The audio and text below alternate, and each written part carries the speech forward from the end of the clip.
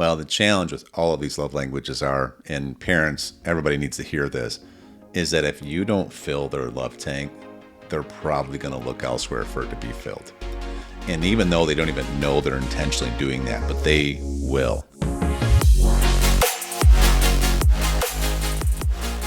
Hello, everyone. We are Greg and Jacquie Francis, and welcome to High Performance Parenting, where our passionate goal is to encourage you to raise champion children in a crazy world. Every week, we will bring you multiple episodes from our extensive experience of raising our six happy, healthy, successful, godly kids who are confidently equipped to win big in life. We deeply believe that any parent who is provided with the right knowledge and continual support can raise amazing kids. And when they do, all of our futures get better. If raising up future generations of absolute champions matters to you as much as it does to us, here's how you can contribute.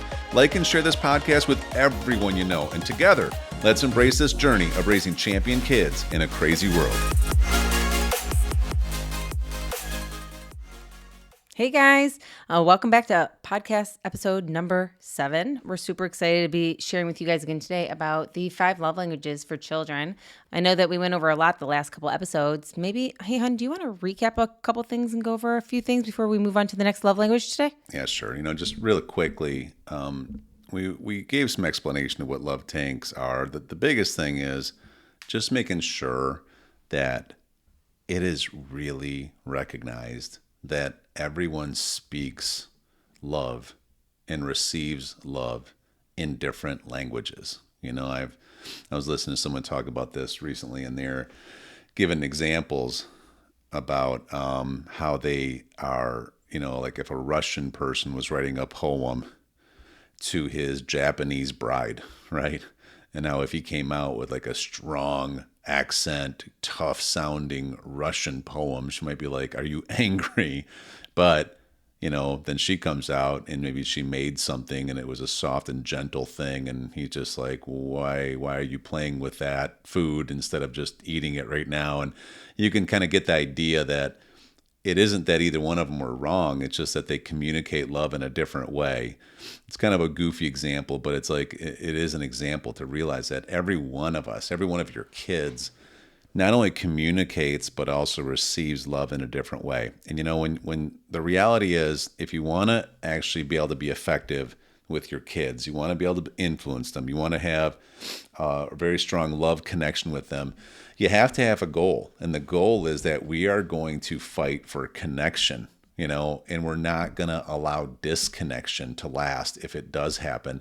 And one of the ways is by recognizing, learning, studying, experiencing what their love languages are. And even if they're not yours, then you care enough to actually give the other person, to lay down your life in order to show someone else love the way they need to feel loved, right? And it takes a lot of intentionality. And so we talked about touch yesterday. We gave some good examples about Drews and some of our kids that had the love language of touch. But I just will add this point, because I think we should add this for each one of these, is that there is kind of a kiss of death for each one. It's like the thing you never want to do with someone who has a love or a touch love language is to just be like, you know what, because it's not my love language, then I just don't understand you. I don't need touch, so I don't understand why you need touch. Calling them things like needy. Why are you so needy? It's the type of thing where it's like, hey, I know you want to hold my hand, but I don't really like public affection, so I'm not going to do that, or whatever. Or don't hug me again because you're wrinkling my shirt, right? Those things are like what I would consider to be things that create anxiety, that create disconnection, that it sends a signal that, there's something wrong with you, and that you don't matter enough to me for me to understand you, right? And that's what happens. Yeah, and I think it's so true to just, in literally all the love languages, to understand that if that's what somebody needs in their life, you don't have to feel obligated to give it to them. It's a choice that you want to give it to them. It's an affection. It's a way to show those around you that you care about them and getting to know them. And sometimes that means getting out of your comfort zone, doing something, again, that you don't always feel comfortable with or know how to do. And so then you learn it because you care so much for somebody else. And I think we kind of hit on that yesterday when we recorded, but I think it's just so important to understand that showing love is because you want to. It's a choice. It's not because you have to. Yeah, and we talked about words of affirmation, and how it is so important to be able to give affirmation and encouragement to someone who has that. But, the reality is, like, to someone who has words of affirmation as a love language, when you tell them that you love them, it really, really means something to them. Like, I mean, it's kind of like it fills them. You can see it fill them. If you're an acts of service love language, which we'll talk about soon, they're not, you can tell them you love them. They're like, okay, that's fine, but show me, right? Or if they're a gift person and you say, hey, I love you, they're like, yeah, that's nice, but did you get me anything? If you're a physical touch person, it's like, yeah, I appreciate you saying you love me, but will you hug me right now? Right. And it's just different. But a words person, it matters. And, I will say the things you got to be careful of with a words love language is that you realize that handling criticism and negativity are harder on a words of affirmation love language person than they are on people with other ones, right? And so you have to be a little bit more careful. You have to be a little bit more selective to actually do, to sandwich your criticism. It's like, here's a positive thing, here's a thing I need you to work on or fix, and then here's another positive thing. And that allows them to at least embrace it. Otherwise, if you just give them negativity or just give them criticism, because they're so sensitive to it, what'll happen is they actually will withdraw and won't even listen to you, And so it's just an important thing to know when you're dealing with a words of affirmation love language. Right. And I think if you study all your children and you see their different love languages, then you're more aware of this. So when situations do come up that are, topics that you have to discuss because maybe discipline's involved or, you got to critique a few things, then, you're more aware on how to handle it with each kid individually and then how to also come back together and unify back together when the situation's over. I know for one of our kids, their strong words of affirmation too. It's actually their second one, but after they've been disciplined or corrected on something in our house, and we'll talk more about it down the road. We have where we restore the standards, where we come back, we forgive whatever happened, and we move on, and we don't keep bringing it up. And when something happens, I'll say, you know what, I restored the standard. Everything's great, and our kid will say to me, I always love hearing that. I'm so happy you just said that, Mom, because they're waiting to hear that. While another kid of ours would just be like, if you gave me a hug, then I'd know everything was okay. Right. Or if another kid said, as long as you would spend some time with me and maybe take a walk with me, I'll know everything's okay. But in their minds, they need to be able to understand and feel the love that we have for them. And I don't think there's any parent that doesn't love their kids at all. I just think we don't always know how to show them it so they feel it. Mm-hmm. Correct. So what do you want to go through next? We're going to go through quality time today because Okay. I think this is such an interesting love language because, to be honest with you, it doesn't have to be some crazy amount of time, but it has to be the proper kind of time where you get to spend it with your kiddo. And quality time to me is one of those love languages that it makes you slow down and spend individual loving time with your children.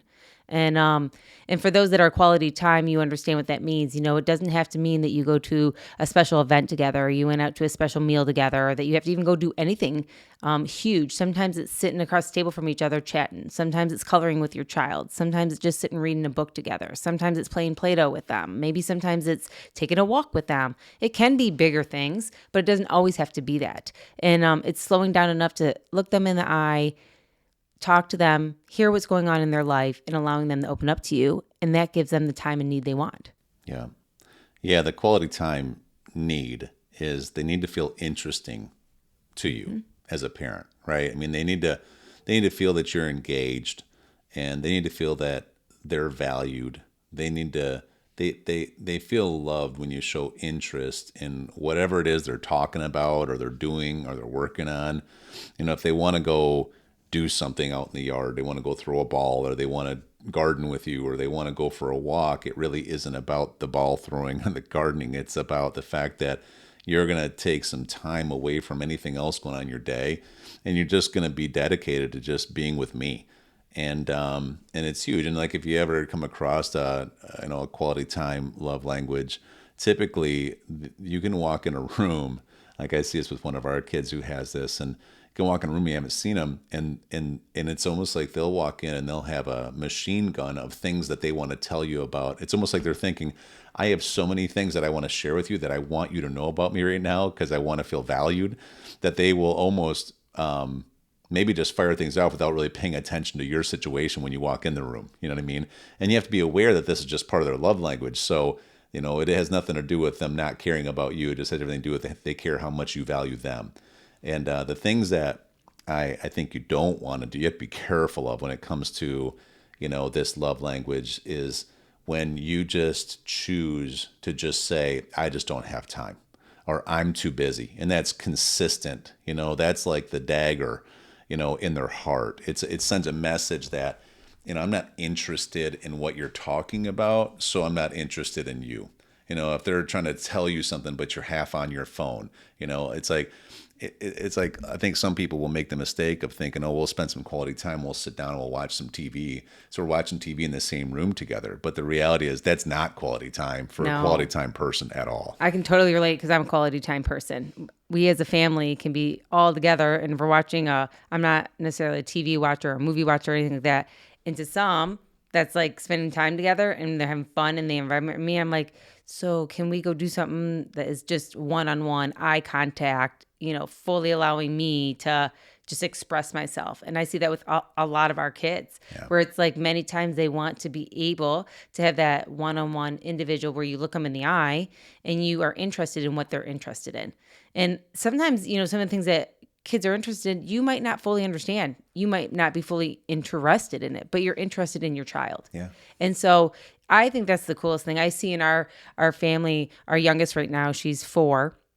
And what she's interested in are things like dolls. She loves to play with her dolls or to paint or to color or to maybe go to the park or something like that, go swimming or something. And I can't tell you how many times multiple people in our family will do things for her to spend just quality time with her. Even to like our son, he'll sit down and color with her, even though he's not interested in coloring. He'd rather be throwing a football or doing something else, but he wants to spend time with her. And I watch as the children start showing love to each other in the way that they want it, which to me is so special because it just goes to show that their love tank's full, so they want to help fill others. Yeah. Hunter's a great example because she, being 4, but she's super smart. And I think it just has a lot to do with having 5 older siblings that she's been learning from since she's been little.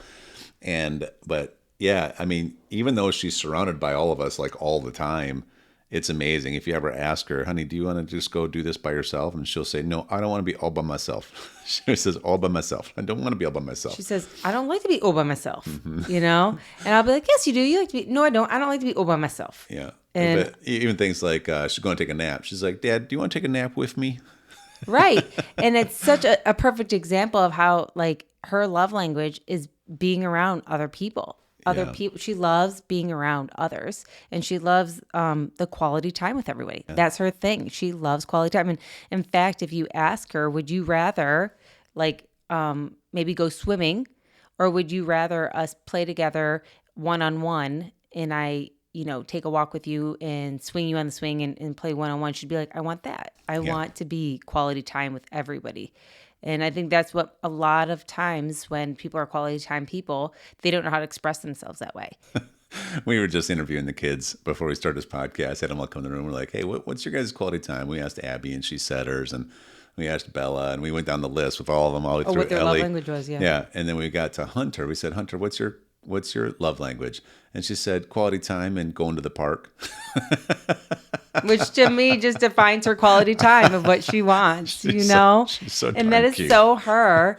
And then she'll say, okay, and after that, can we go do this? And can we do this? And can we go do this? Because she just wants to keep the quality time going. We asked Bella, and her first one she said is sweets. Well, we call her BB Sweets because she enjoys her kid. sweets, and she makes a lot of sweets. Oh my gosh, her kid loves eating sweet stuff for sure. And she is as thin as a rail. It's amazing. She's so sweet. She is sweet. She's BB Sweets. But Bella is quality time as a primary. And I mean, things that I've noticed over the years with her is, it'll be something just, again, as busy parents, how do you fill love tanks of your kids? Well, it's simple things. Like, for instance, anytime I got to make a quick run up to the store to get a gallon of milk or something, or you got to go somewhere, who's like the first kid we're probably going to offer that to?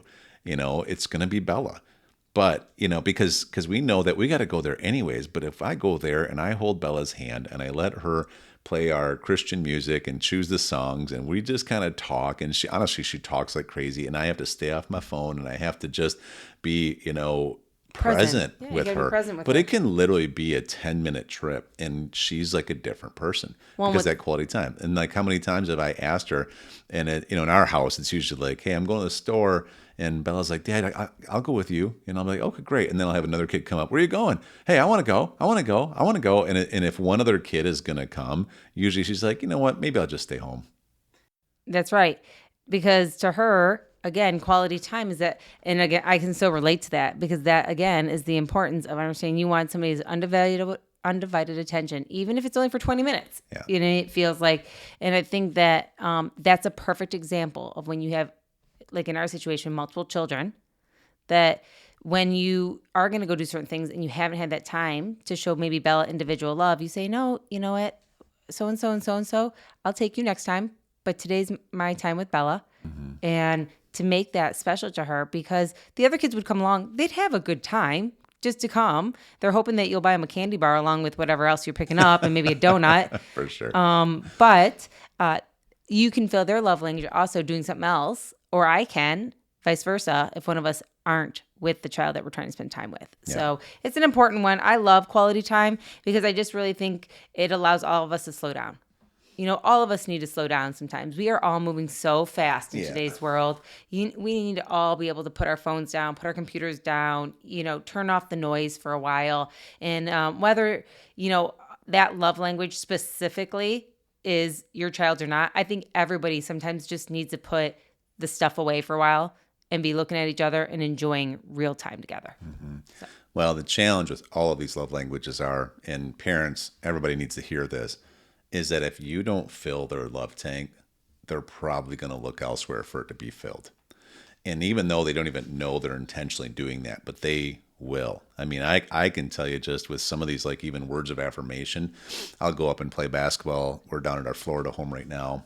And I'll go up and just play basketball up at the courts, and there'll be a couple of other like neighborhood kids up there. And there's just one kid, he's probably 15, 16 years old, that goes up there.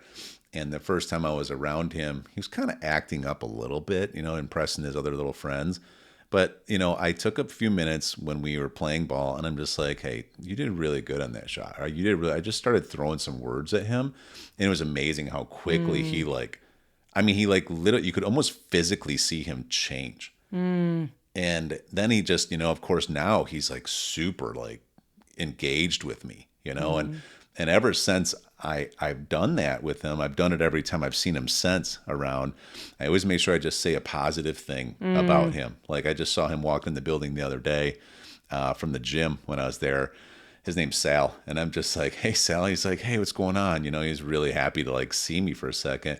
And I just said, dude, you must be you've been in the gym quite a bit. You look like you've actually gotten a lot stronger since the last time I saw you, and he was just like, wow, thanks, and he walks away and you can tell he's walking like a foot taller, but you can see there's an example of probably some really great parents who maybe don't understand this concept of love languages. Right. So Sal, even though he's in a good house, he's got well-intentioned, great people, but he's walking around with an empty love tank. And it can be a little dangerous. I mean, just think about that. It would be really probably easy for me to try to pull him into a relationship with me. And if I wasn't a good, healthy guy who understood boundaries and stuff, that could be a bad thing. So point is, you got to really work to fill these love tanks and learn the languages your kids need to be expressed their love in, because it matters. And one thing just to end on that note is one of the things to be careful of with specifically quality time is anytime you would maybe hold that from your child because they did something wrong